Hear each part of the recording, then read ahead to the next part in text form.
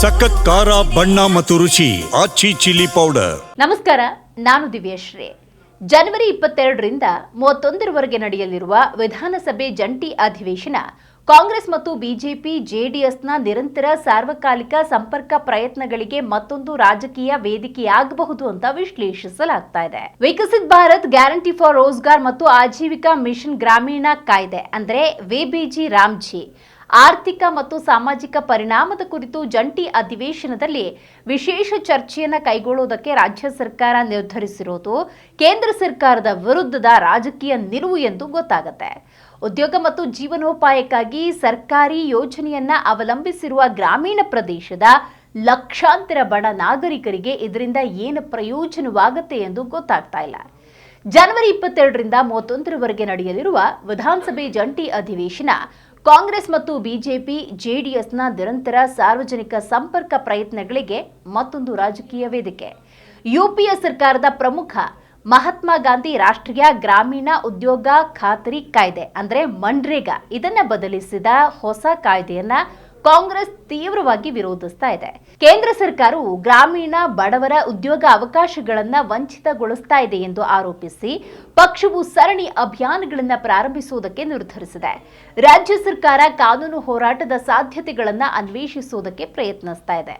ರಾಜಕೀಯವಾಗಿ ಗ್ರಾಮೀಣ ಆರ್ಥಿಕತೆಯ ಮೇಲೆ ದೂರಗಾಮಿ ಪರಿಣಾಮಗಳನ್ನ ಬೀರುವ ಈ ವಿಷಯದ ಬಗ್ಗೆ ಕಾಂಗ್ರೆಸ್ ಜಾಣತನದ ಹೆಜ್ಜೆ ಇಡುವುದಕ್ಕೆ ಮುಂದಾಗಿದೆ.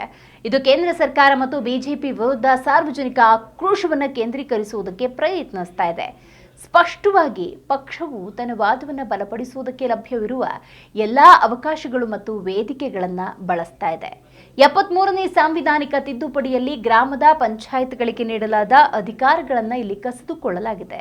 ಇದು ಒಕ್ಕೂಟ ವ್ಯವಸ್ಥೆ ಮತ್ತು ಸ್ಥಳೀಯ ಸ್ವ ಆಡಳಿತವನ್ನ ದುರ್ಬಲಗೊಳಿಸುತ್ತೆ ಅನ್ನುವುದು ಕಾಂಗ್ರೆಸ್ ವ್ಯಕ್ತಪಡಿಸಿದ ಮತ್ತೊಂದು ಪ್ರಮುಖ ಕಳಕಳಿ. ಕೇಂದ್ರದ ಈ ಕಾಯ್ದೆಯನ್ನ ವಿರೋಧಿಸ್ತಾ ಇರುವ ಕಾರಣಗಳನ್ನ ಪಕ್ಷದ ನಾಯಕರು ಹಲವಾರು ಸಂದರ್ಭಗಳಲ್ಲಿ ವಿವಿಧ ವೇದಿಕೆಗಳಲ್ಲಿ ಎತ್ತಿ ತೋರಿಸಿದ್ದಾರೆ. ಅದರಲ್ಲಿ ಮುಖ್ಯಮಂತ್ರಿ ಸಿದ್ದರಾಮಯ್ಯ ಪ್ರಧಾನಿ ನರೇಂದ್ರ ಮೋದಿಗೆ ಬರೆದ ಪತ್ರ ಕೂಡ ಸೇರಿಕೊಂಡಿದೆ.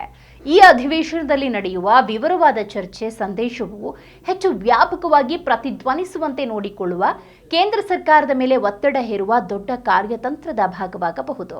ಇನ್ನು ಬಹಳ ಮುಖ್ಯವಾಗಿ ಬಜೆಟ್ ಪೂರ್ವ ಸಭೆಯಲ್ಲಿ ರಾಜ್ಯ ಸರ್ಕಾರ 13 ಕೋಟಿ ರೂಪಾಯಿ ವ್ಯಕ್ತಿ ದಿನಗಳ ಜೀವನೋಪಾಯ ಭದ್ರತೆಯನ್ನು ಒದಗಿಸುವುದನ್ನು ಮುಂದುವರಿಸುವುದಕ್ಕೆ ಕರ್ನಾಟಕಕ್ಕೆ ಸುಮಾರು 2,000 ಕೋಟಿ ರೂಪಾಯಿ ಅಗತ್ಯ ಇದೆ. ಇದು ಆರ್ಥಿಕವಾಗಿ ಸಮರ್ಥನೀಯವಲ್ಲ. ಹೊಸ ವೆಚ್ಚ ಹಂಚಿಕೆಯು ರಾಜ್ಯದ ಹೊರೆಯನ್ನು ಹೆಚ್ಚಿಸಿದೆ ಅಂತ ಉಲ್ಲೇಖ ಮಾಡಿದೆ. ಕರ್ನಾಟಕವನ್ನ ಹೊರತುಪಡಿಸಿ ಕೇರಳ, ತಮಿಳುನಾಡು ಸೇರಿದ ಹಾಗೆ ಕೆಲವು ಇತರ ರಾಜ್ಯಗಳು ಹೊಸ ಕಾಯ್ದೆಯ ಬಗ್ಗೆ ಕಳವಳವನ್ನು ವ್ಯಕ್ತಪಡಿಸಿವೆ. ಕರ್ನಾಟಕದ ಕಾಂಗ್ರೆಸ್ ನಾಯಕರು ಹೊಸ ಕಾಯ್ದೆಯ ವಿರುದ್ಧದ ಹೋರಾಟದಲ್ಲಿ ಕೇಂದ್ರ ಹಣಕಾಸು ಸಚಿವರು ಕರೆದಿದ್ದ ಬಜೆಟ್ ಪೂರ್ವ ಸಭೆಯಲ್ಲಿ ರಾಜ್ಯ ಸರ್ಕಾರ 13 ಕೋಟಿ ವ್ಯಕ್ತಿ ದಿನಗಳ ಜೀವನೋಪಾಯ ಭದ್ರತೆಯನ್ನು ಒದಗಿಸುವುದನ್ನು ಮುಂದುವರಿಸುವುದಕ್ಕೆ ಕರ್ನಾಟಕಕ್ಕೆ ಸುಮಾರು 2,000 ಕೋಟಿ ರೂಪಾಯಿ ಅಗತ್ಯ ಇದೆ. ಇದು ಆರ್ಥಿಕವಾಗಿ ಸಮರ್ಥನೀಯವಲ್ಲ. ಹೊಸ ವೆಚ್ಚ ಹಂಚಿಕೆಯು ರಾಜ್ಯದ ಹೊರೆಯನ್ನು ಹೆಚ್ಚಿಸಿದೆ ಅಂತ ಹೇಳಿದೆ. ಕರ್ನಾಟಕವನ್ನು ಹೊರತುಪಡಿಸಿ ಕೇರಳ, ತಮಿಳುನಾಡು ಸೇರಿದ ಹಾಗೆ ಕೆಲವು ಇತರ ರಾಜ್ಯಗಳು ಹೊಸ ಕಾಯ್ದೆಯ ಬಗ್ಗೆ ಕಳವಳ ವ್ಯಕ್ತಪಡಿಸಿವೆ.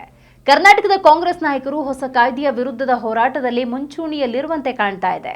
ರಾಷ್ಟ್ರೀಯ ಮಟ್ಟದಲ್ಲಿ ಪಕ್ಷದ ಕೇಂದ್ರ ನಾಯಕರ ಪ್ರಯತ್ನಗಳನ್ನು ಬೆಂಬಲಿಸುವುದಕ್ಕೆ ನಿರಂತರ ಅಭಿಯಾನವನ್ನು ಯೋಜಿಸುತ್ತಿದ್ದಾರೆ. ರಾಹುಲ್ ಗಾಂಧಿಯವರ ಚುನಾವಣಾ ಅಕ್ರಮಗಳ ಆರೋಪಗಳು, ಜಾತಿ ಜನಗಣತಿಯ ಬೇಡಿಕೆ, ಬಿಜೆಪಿಯೇತರ ರಾಜ್ಯಗಳ ವಿರುದ್ಧ ಕೇಂದ್ರದ ಪಕ್ಷಪಾತವನ್ನು ಬೆಂಬಲಿಸಲು ಇವರು ತೆಗೆದುಕೊಂಡ ನಿಲುವಿನಂತೆಯೇ ಇದನ್ನ ಕೂಡ ಹೋರಾಟದ ಭಾಗವಾಗಿ ಕಾಂಗ್ರೆಸ್ ತೆಗೆದುಕೊಳ್ಳುವ ಸಾಧ್ಯತೆ ಹೆಚ್ಚು. ಕರ್ನಾಟಕದ ಜನತೆಯ ದೊಡ್ಡ ಭಾಗದ ಮೇಲೆ ಪರಿಣಾಮ ಬೀರುವ ವಿಷಯಗಳ ಬಗ್ಗೆ ರಾಜ್ಯ ಸರ್ಕಾರ ತನ್ನ ಅಭಿಪ್ರಾಯವನ್ನು ವ್ಯಕ್ತಪಡಿಸುವ ಹಕ್ಕನ್ನು ಹೊಂದಿದ್ರು ಸರ್ಕಾರದೊಂದಿಗೆ ನಿಕಟವಾಗಿ ಕೆಲಸ ಮಾಡುವ ಕೆಲವರು ಸರ್ಕಾರವು ನಿರ್ಣಯವನ್ನ ಅಂಗೀಕರಿಸುವುದನ್ನು ಹೊರತುಪಡಿಸಿ ಹೆಚ್ಚೇನು ಮಾಡುವುದಕ್ಕೆ ಸಾಧ್ಯವಿಲ್ಲ ಅಂತ ಹೇಳ್ತಿದ್ದಾರೆ. ಮಾಜಿ ಮುಖ್ಯಮಂತ್ರಿ ಬಿಜೆಪಿ ಸಂಸದ ಜಗದೀಶ್ ಶೆಟ್ಟರ್ ವಿಧಾನಸಭೆಯಲ್ಲಿ ಸಂಸತ್ತಿನ ಕಾಯ್ದೆಯ ಬಗ್ಗೆ ಚರ್ಚಿಸುವುದು ಅರ್ಥಹೀನ. ಬಹಳ ಮುಖ್ಯವಾಗಿ ರಾಜ್ಯ ಸರ್ಕಾರ ಅದರ ಬಗ್ಗೆ ಯಾವುದೇ ನಿರ್ಧಾರ ತೆಗೆದುಕೊಳ್ಳಲು ಸಾಧ್ಯವಿಲ್ಲ ಅಂತ ಹೇಳ್ತಾರೆ.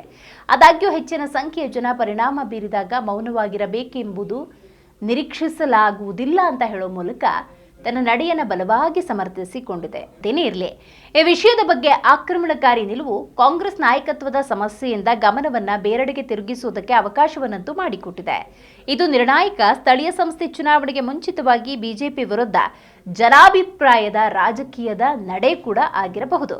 ವಿಬಿಜಿ ರಾಮ್ಜಿ ಜೊತೆಗೆ ಬಳ್ಳಾರಿಯಲ್ಲಿ ಕಾಂಗ್ರೆಸ್ ಕಾರ್ಯಕರ್ತ ಮೃತಪಟ್ಟ ಘಟನೆ, ಚಿಕ್ಕಬಳ್ಳಾಪುರ ಜಿಲ್ಲೆಯಲ್ಲಿ ಆಡಳಿತ ಪಕ್ಷದ ನಾಯಕನೊಬ್ಬ ಮಹಿಳಾ ಅಧಿಕಾರಿಗೆ ಬೆದರಿಕೆ ಹಾಕಿರುವುದು ಸೇರಿದ ಹಾಗೆ ಹಲವಾರು ಇತರ ವಿಷಯಗಳನ್ನು ಬಿಜೆಪಿ ಎತ್ತಲು ಉತ್ಸುಕವಾಗಿ ಇದೆ. ಇನ್ನು ರಾಜಕೀಯವನ್ನು ಬದಿಗಿಟ್ಟು ನೋಡಿದ್ರೆ ಯೋಜನೆಯನ್ನು ಅವಲಂಬಿಸಿರುವ ಜನ ರಾಜ್ಯ ಸರ್ಕಾರ ವಿಬಿಜಿ ರಾಮ್ಜಿಯನ್ನ ಜಾರಿಗೊಳಿಸುತ್ತೋ ಅಥವಾ ತನ್ನದೇ ಆದ ಕಾಯ್ದೆಯನ್ನು ಜಾರಿಗೆ ತರುತ್ತೋ ಅಂತ ಕಾದು ನೋಡ್ತಾ ಇದ್ದಾರೆ.